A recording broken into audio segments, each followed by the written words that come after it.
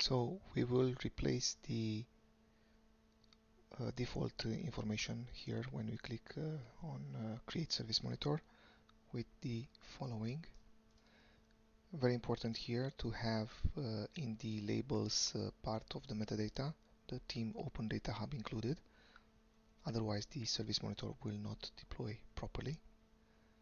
Click Create, and now we have it defined over here, and we can switch over to Grafana, to Prometheus Web UI, and check on the service discovery.